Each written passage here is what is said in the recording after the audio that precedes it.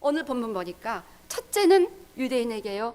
그 다음이 헬라인. 헬라인은 젠탈, 이방인들을 대명사처럼 이렇게 의미하는 것입니다.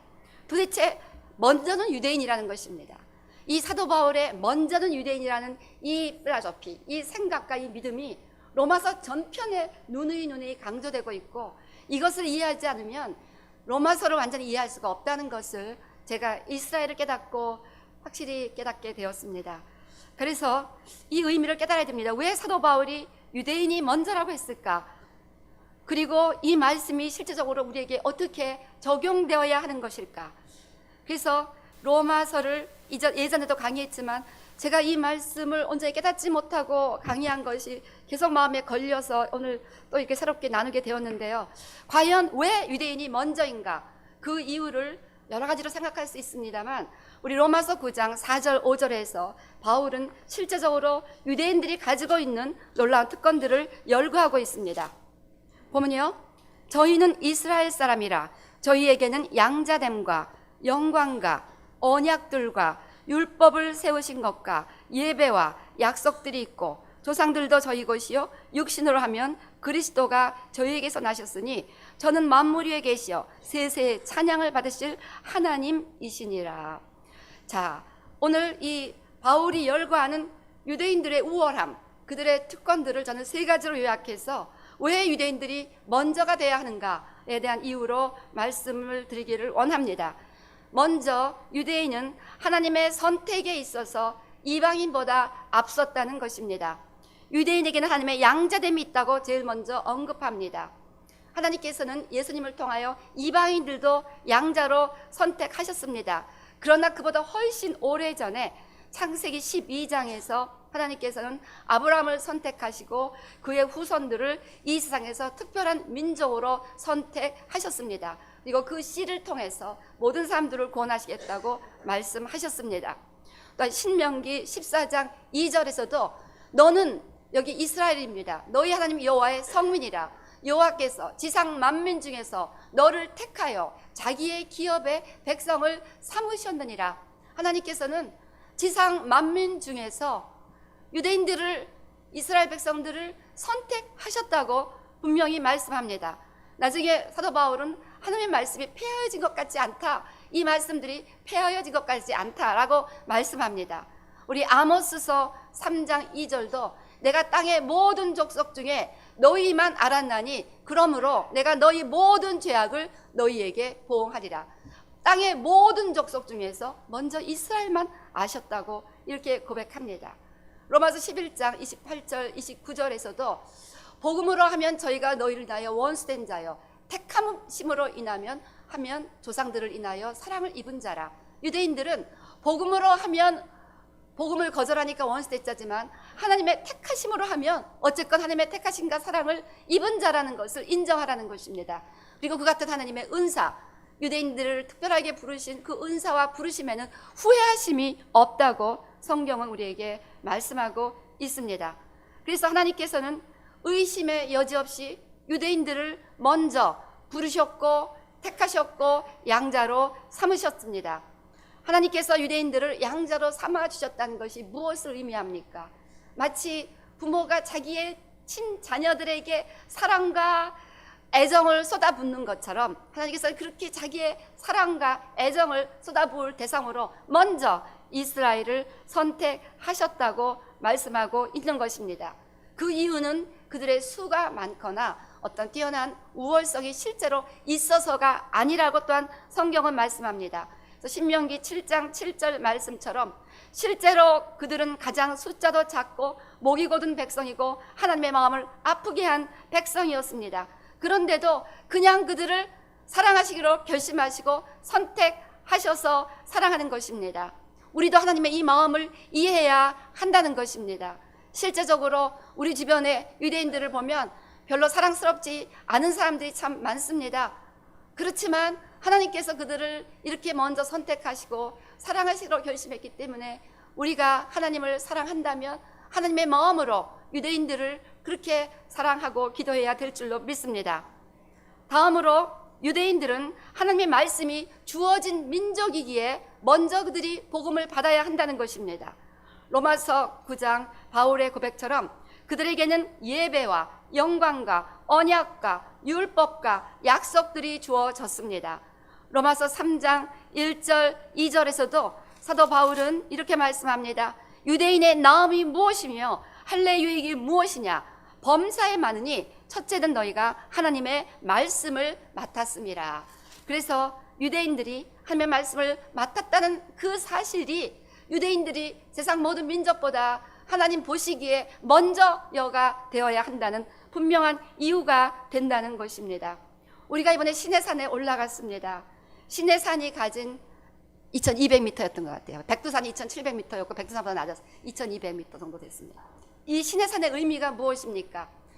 이 시내산에서 우리 이스라엘 백성들과 하나님께서 결혼식을 하셨습니다. 그리고 그 결혼 언약의 증거로 율법, 십계명과 모든 율법, 토라를 주셨습니다.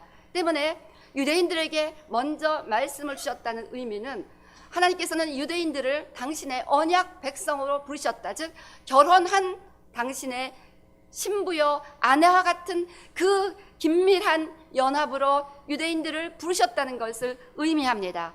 때문에 시내산이 의미가 있는 것입니다. 여기서 모세가 율법을 받았기 때문에 여기서 유대인들과 하나님께서 결혼 언약을 하시고 그 언약의 증거로 말씀을 주셨기 때문에 하나님께서 유대인들에게 말씀을 주셨다는 의미는 하나님께서 유대인들을 특별한 애정으로 선택하사 결혼 언약의 증거를 주셨다는 것을 의미합니다.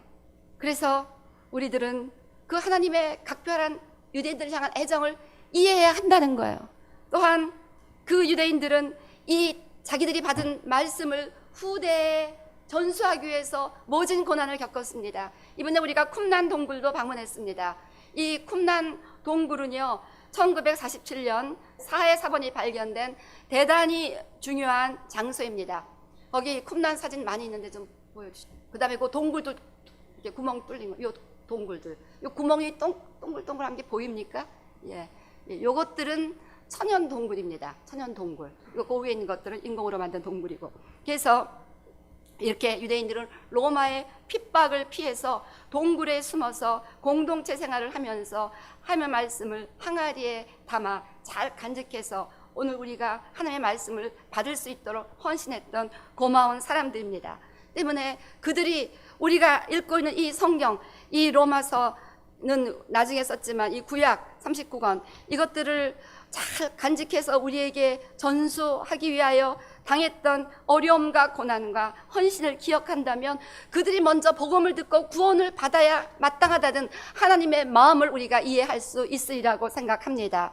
그래서 우리는 복음이 먼저 유대인에게 전파되어야 한다는 것입니다. 다음으로 사도 바울은 로마서에서 예수님께서 유대인으로 오셨다는 사실을 강조합니다. 그래서 조상들도 저희 것이요 육신으로 하면 그리스도가 저희에게서 나셨으니 저는 만물 위에 계시어 세세의 찬양을 받으신 하나님이시라. 수많은 지구상의 민족 중에서 예수님이 하필이면 유대인으로 오셨다는 이 사실을 우리가 아무렇게나 생각해서는 안 된다는 것입니다. 그래서 예수님의 공생애를 살펴보면 실제적으로 유대인을 구원하는 일에 먼저 중요성을 두셨습니다. 마태복음 10장 5절 6절 말씀처럼 예수님께서 12제자를 보내시면서 6절 말씀 이렇게 하십니다. 이스라엘의 집에 잃어버린 양에게로 가라. 사마리아에도 가지 말고 이방인의 길에도 가지 말고 먼저 이스라엘 집에 잃어버린 양에게 가라고 말씀하셨습니다. 15장 24절에서도 마찬가지로 그 예수님께서 대답하여 가사대 나는 이스라엘 집에 잃어버린 양 외에는 다른 데로 보내심을 받지 아니하였다고 말씀하시면서 예수님 공생의 사역에 있어서 우선순위가 유대인 전도였다는 것을 우리는 성경적으로 이해해야 합니다. 물론 나중에 이방인들에게도 긍휼을 베풀어 주셨습니다.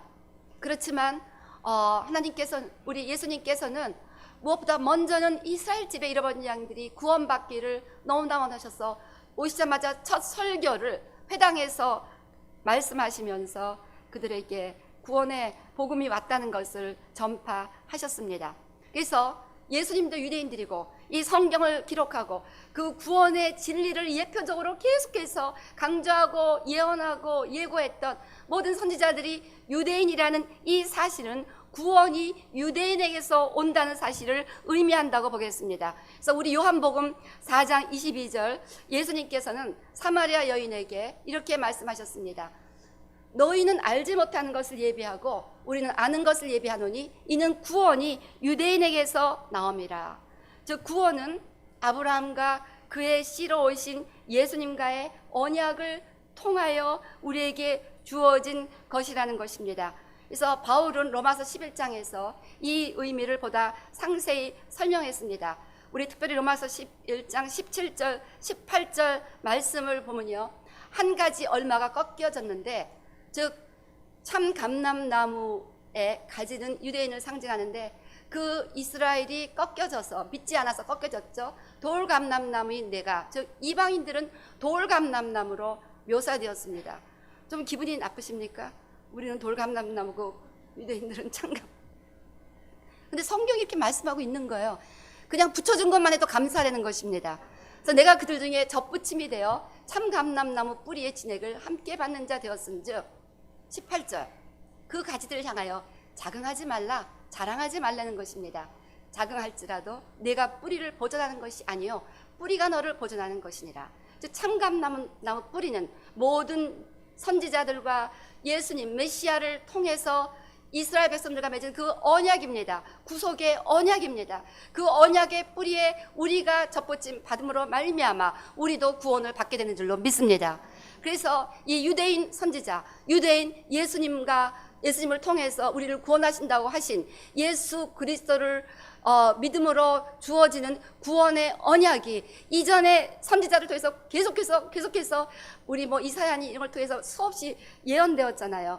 그 모든 선지자들과 또 예수님의 실제적인 십자가 부활의 그 모든 대속의 그 뿌리는 유대인의 뿌리라는 것입니다. 유대인 선지자, 유대인 예수님을 통해서 유대인들과 맺은 그 아브라함과 맺은 그 언약이 이루어진 것이 예수님을 통한 구속 사역이고 그 뿌리가 우리를 보존하는 것이기 때문에 우리가 유대인들을 향하여 자긍해서는 안 된다는 것입니다.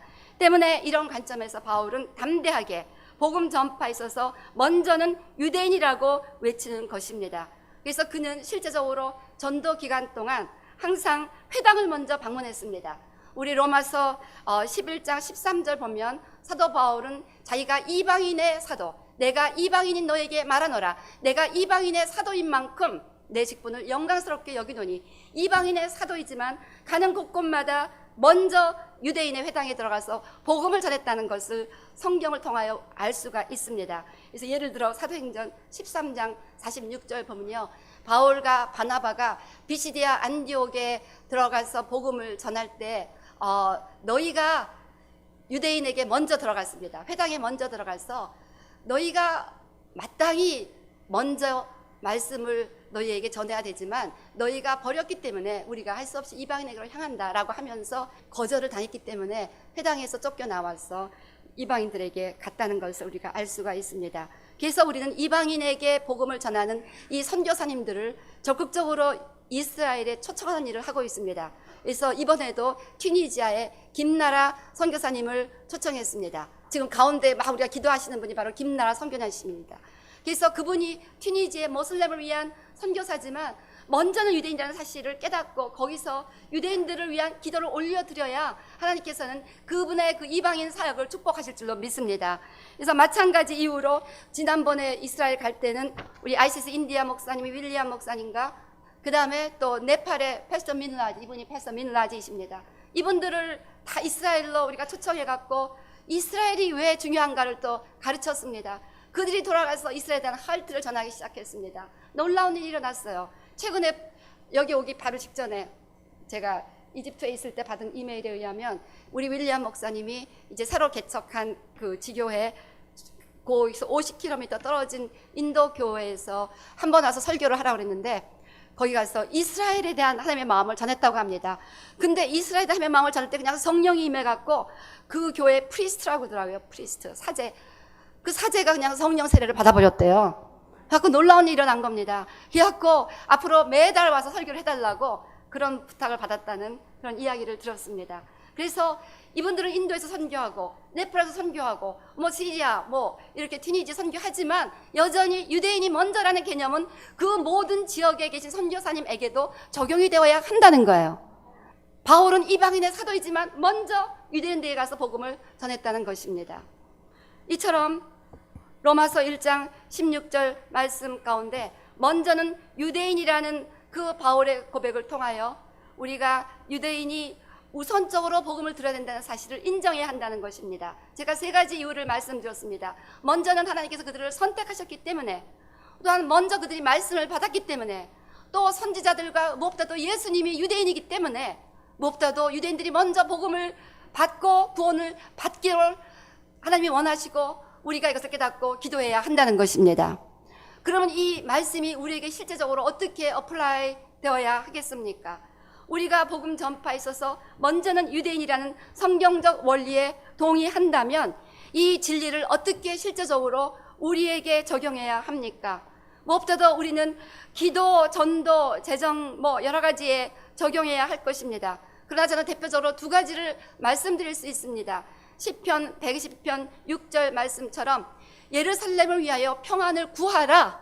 예루살렘을 사랑하는 자는 형통하리로다. 기도하라는 명령입니다. 때문에 우리가 기도해야 합니다.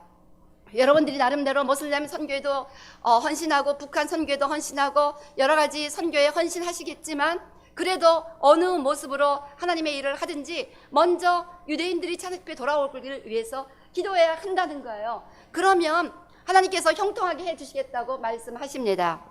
또한 로마서 15장 17절 바울은 이렇게 가르칩니다. 저희가 기뻐서 하였거니와 또한 저희는 그들에게 빚진 자니 만일 이방인들이 그들의 신령한 것을 나눠 가졌으면 육신의 것으로 그들을 섬기는 것이 마땅하니라.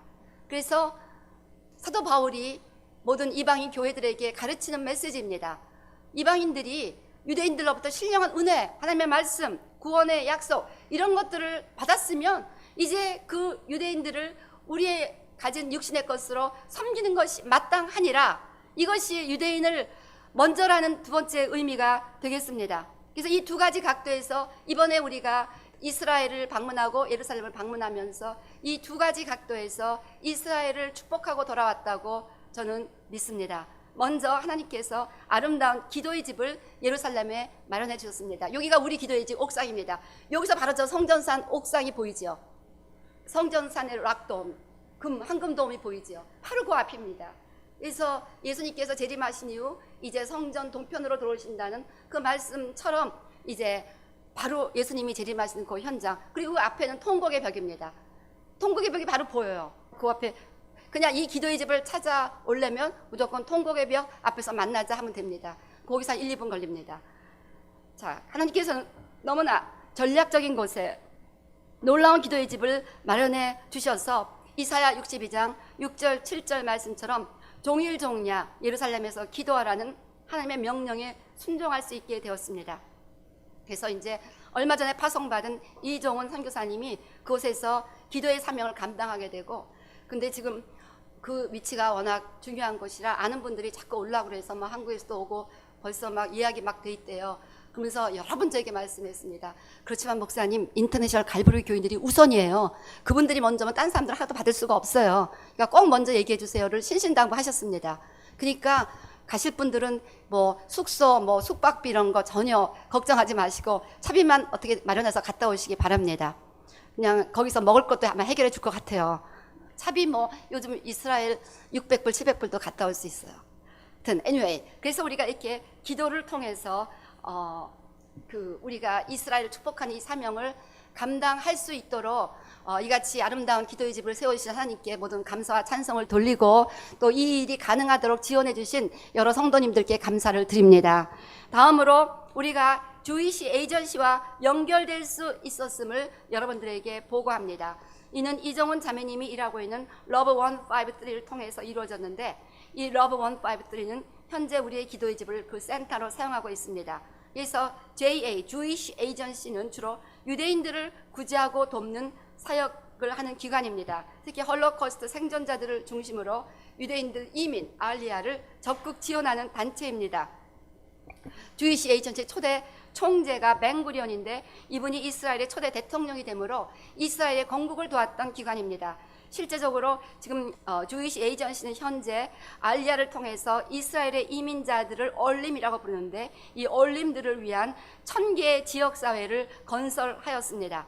그리고 이 주이시 에이전시는 이스라엘의 이스라엘 디펜스 포스, 이스라엘 국방성이라고 볼 수 있죠. 이 IDF와 일하면서 그 전 세계에서 이민자 청년들 가운데 군인들을 모집하고 있습니다. 그래서 얼림 솔저들이 지금 이 IDF에 지원하고 있는 것을 돕고 있습니다. 그래서 해외에서 수많은 유대인들 청년들이 이스라엘의 국방을 위해서 이스라엘로 무조건 들어가는데 사실 자기네 부모가 유대인이지 자기네는 아무것도 이스라엘에 대해서 모르잖아요. 히브리어도 모르고. 그러니까 여러 가지 어려움이 있는데 이 모든 어려움들을 우리 주이시 에이전시가 이렇게 잘 돕고 있습니다. 그래서 매년 2,500명의 그 얼림 솔저들이 이스라엘에 오고 있는데 JA는 이들을 잘 돌봐주고 있다는 것이죠. 그러니까 이 군인들을 우리가 방문했는데요. 참 마음이 뭉클했습니다. 이 청년들은요, 요 앞에 군인들이 88명의 군인들이 모였었는데, 이거 막 군인들에게 이거 지금 막 나눠주고 있는 거예요. 사랑합니다. 이거 하고 있고, 춤추는 것도 나왔어요. 걔네들이 다 22살, 23살 이런 청년들입니다. 그리고 그냥 참 놀기 좋아하는 그 아이들이 지네 부모가 유대인이라고 자기네도 이스라엘에 온 거예요. 군인이 되겠다고 생명을 내놓고 온 것입니다. 애들은 애들이죠. 우리 보자마자 강남 스타일 아냐고. 걔하고 또 누가 강남 스타일을 쳤다는 거 아닙니까? 참 이 아이들이 너무 아름다워 보였습니다. 자기네 나라를 수호하겠다고 해서 거디안 엔젤이다 이렇게 표현하더라고요. 그래서 우리가 이렇게 하나님의 은혜 가운데 저들을 만나볼 수 있었고 또 위로할 수 있었고 저보고 간단히 말을 하라고 해서 제가 이렇게 말했습니다. 당신들은 이스라엘의 국방만을 위하여 온 것이 아니라 전 세계적인 하나님의 나라를 위하여 온 것이다. 그래서 이스라엘이 온전해야 결국 하나님의 나라가 세워지기 때문에 하나님의 나라를 위하여 온 것이다 라고 이렇게 위로했습니다. 근데 하여간에 이 행사를 끝내고 여기에 그 주이시 에이전시 그 대표가 이렇게 말씀하더라고요. 이것이 자기네에게 처음 있는 행사였다. 그러니까 이 주이시 에이전시는 이방인들하고 일을 하지 않는 기관이었습니다. 그리고 이스라엘의 군인 이스라엘 디펜스 포스 이 같은 그 군인들이 있는 곳에 이방인들이 들어간다는 것을 상상도 할 수 없는 일이었습니다. 그러니까 이것만 찍고 여러분 카톡이나 이런 데 절대 올리면 안 됩니다. 이 얘기를 한 10번은 더 하더라고요. 절대 페이스북에 올리지 말라, 어디에 올리지 말라, 어디에 올리지 말라. 특정 그런 프로텍션을 보호를 하는 곳에 저희들이 들어갔는데 이 일을 하기 전에 3년 동안을 망설였다고 합니다. 과연 이방인들을 우리가 받아도 되는 것인가? 그러다가 결국 이렇게 마음을 열고 결정을 해서 우리가 happen to be the first 그룹, 첫 번째 그룹이 되어서 저들을 만나게 되었는데 끝나고 나서 막 사람들이 막 우는 거예요. 애들이 우리가 가서 허그하고 막 주고 막 춤도 춰주고 이 아줌마 아저씨들이 막 같이 춤도 춰주고 막 이러니까 얘네들이 감동을 받고 또 집 생각도 나고 막 그러니까 좋아하더라고요. 그러니까 우리가 참 망설였고 걱정했는데 이 결과를 보니까 it is very touching 이라고 they said. it is touching 이라고 이렇게 얘기를 하더라고요. 그래서 여러분들을 대표해서 우리가 가서 처음으로 이방인들을 또한 대표해서 이스라엘 군인들을 위로하고 돌아왔습니다. 여러분 이게 별거 아닌 것 같지만 걷다 해보니 굉장한 거더라고요. 이렇게 이스라엘 군인 속에 함부로 들어갈 수도 없는 것이고 이방인들이 들어간다는 건 상상을 할 수 없는 일인데 여러분들이 워낙 기도를 세게 해주셔갖고 이방인 크리스찬들이 더구나 거기 다 정통 유대인들이고 막 그런데 그 동네에 들어가서 저렇게 위로의 잔치를 벌이고 왔습니다. 하나님 앞에 감사를 드립니다. 다음으로 주이시 에이전시는 이디오피아에서 이민 온 그러한 또한 얼림들을 돕고 있습니다. 1948년 이후 300만 유대인들이 해외에서 이민 왔고 주이시 에이전시가 이들을 돕고 있습니다. 그래서 이번에 그 참 알리야 우리가 해외에서 유대인들을 데리고 간다는 그 알리야에 대해서 많은 이야기를 하지만 실제적으로 그 알리야가 얼마나 어려운 곳인가를 이번에 이스라엘에 가서 깨닫게 되었습니다. 대표적인 예가 그 이디오피아 유대인들인데 이디오피아는 옛날에 솔로몬과 시바 여왕을 계기로 해서 또 그 왕들이 여러 유대인을 리더들 곳에 보낸 어쨌든 그런저런 이유로 해서 많은 유대인들이 정착하고 있었습니다. 근데 그들이 이제 이디오피아에서 완전히 고립해서 자기네끼리 그런 은둔 생활을 하다 보니까 뭐 문맹 아무것도 읽지도 못하고 그 다음에 아무것도 모르는 거예요. 자동차가 있다는 것도 모르고 그냥 지금도 소 키우고 양 키우고 이렇게 농사 지으면서 살아가는 그런 사람들이었는데 아직도 성전이 있는 줄 아는 거예요. 옛날에 성전이 다 파괴된 것도 모르고 완전히 그곳에 갇혀 있는 거니.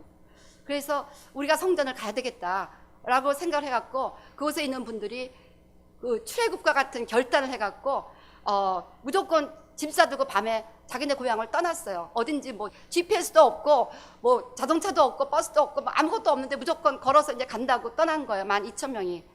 근데 중간에 4,000명이 죽고 8,000명이 이제 이스라엘 정부의 마지막 도움으로 오게 되었습니다. 그래서 그들이 이스라엘 도착 그렇게 했지만 뭐 하여튼 이야기가 굉장히 긴데 이거를 다 얘기할 수가 없어서 나중에 기회가 되면 또 말씀드리겠습니다. 이것이 1981년 사건인데 그 후에 수단에서 맞고 또 많은 핍박도 있고 그래갖고 중단되고 뭐 이러다가 1991년 이스라엘의 그 모든 비행기들이 전격적으로 가서 36시간 안에 14,400명의 모든 유대인 이디오피아 사람들을 공수해 왔습니다. 그래서 한 비행기에는 988명까지 타고 해서 그냥 모든 비행기가 다 그곳으로 갔대요. 36시간 안에 이게 완전히 월드 레코드 기네스북에 올라가는 스토리라고 합니다. 그렇게 빠른 시간 안에 그렇게 많은 사람들을 운반한 적이 없었다는 거죠. 왔다 갔다 하면서 다 운반해 오고 비행기 안에 의자 다 띄고 사람들이 거기서 그냥 완전히 촘촘히 앉아갖고 그러면서 콩나물 시루처럼 앉아갖고 이제 이스라엘에 온 거죠. 처음에 비행기를 타라고 그러니까 이 이디오피아 사람들이 너무 무서워갖고 생전 처음 보는 괴물인데 이걸 타라고 그러니까 그거 타면 다 죽는 거냐고 우리 못 탄다고 막 안 탄다는 거야. 이게 뭔지 너무 무서우니까 우리는 안 타겠다는 거예요. 그래갖고서 이제 설명을 했다고 합니다. 이것이 바로 성경에서 독수리 등에 엎어서 온다. 자, 이거 독수리집 생기지 않았느냐. 이렇게 하고 설득을 시켜서 탔는데 988명이 탔는데 내릴 때는 989명이었다고 합니다. 중간에 얘기가 나왔어요. 자, 이렇게 해서 이스라엘 왔지만 그들은 히브리어도 모르고 글자도 읽어본 적이 없고 연필도 잡아본 적이 없고 아무것도 모르는 사람들이니까 실제로 정착하는 거가 또 보통 힘든 게 아니었습니다. 그래서 이제 이 주이시 에이전시가 그 정착촌을 지금 17개까지 만들고 그들이 거기서 언어를 배우고 생활을 적응하도록 도와주는 기간을 하는데 우리가 방문한 곳이 이제 그 가장 큰 정착촌입니다. 거기에서 우리가 이제 나무를 심었습니다. 그래서 이게 하여튼 보통 의미 있는 것이 아닙니다. 이 나무를 심고자 했는데 또 방해도 많고 뭐 반대도 많고 그 주이시 에이전시 안에서 그래갖고 될지 안 될지 그러다가 라스트미니에 가서 결국 우리가 나무를 심고 왔는데요. 이 나무는 이사야에서 의의 나무라 해서 의를 심고 또 회복을 상징한다는 의미입니다. 그래서 이방인들이 유대인들의 회복을 도왔다는 상징적인 의미로 우리 이방인들을 대표해서 우리 교회 성도님들이 가서 이렇게 나무를 심었습니다. 이것도 처음 있는 일이라고 합니다. 그래서 하여튼 우리 성도님들 많이 기도해 주셔서 우리가 역사적인 일을 하고 왔습니다. 하느님 앞에 감사와 영광의 박수 드리시기 바랍니다. 그래서 이처럼 우리가 이번 이스라엘 방문을 통해서 영적으로는 기도의 집으로 기도를 지원하고 실제적으로는 주이시 에이전시와의 협력을 통해서 군인들을 방문하고 정착촌에 나무를 심는 이 사명을 감당할 수 있게 해주신 하나님께 너무 감사를 드리고 또 여러분들의 지원에 감사를 드립니다. 지난 주간에는 마지막 홀로코스트 69주년을 맞이했습니다. 이제 내년이면 70주년이 되는데 70이라는 숫자는 성경에서 굉장히 큰 변화를 의미하고 있습니다. 아시아 인트레트 목사님은 홀로코스트 70주년이 되면 하나님께서 이스라엘과 열방을 다루는데 어떤 변화가 있을 것이라고 내다보고 있습니다. 저는 그 변화의 하나로서 주이시 에이전시가 이렇게 이방인 크리스찬에게 문을 여는 결단을 했다고 봅니다.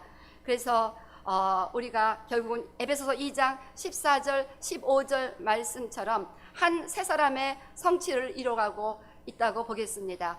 우리 다 같이 한번 읽으시겠습니다. 시작.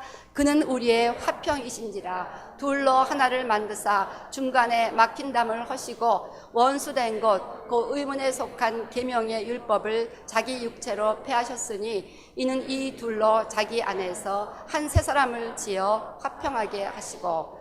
그래서 결국 그 밑에 쭉 보면 이 한 세 사람을 두어 하나님의 성전을 완성하는 것이 하나님의 구속 사역의 목표입니다. 그래서 유대인과 이방인이 원유맨이 되는 것은 굉장히 중요한 성경의 목표이고 하나님의 목표입니다. 그리고 이번 여행을 통해서 이스라엘 그 예루살렘은 정통 유대인들의 마을입니다. 이방인들이 들어갈 수 없는 곳인데 하나님께서 그곳에 기도원을 세워주셨고, 또 이방인들을 허용하지 않는 이런 단체들과 함께 유대인들을 도울 수 있는 이 일을 인도하신 것은 이렇게 한 세 사람을 지어 가시는 하나님의 나라가 점점 가까워지고 있다는 것을 우리에게 의미하는 줄로 믿습니다. 그래서 이제 우리는 하나님의 목표를 향해서 계속해서 그들을 위하여 기도하고 또 그들을 여러 가지 각도로 도우면서 하나님이 원하시는 한 세 사람을 지어갈 수 있게 되시기를 주의 이름으로 축원합니다.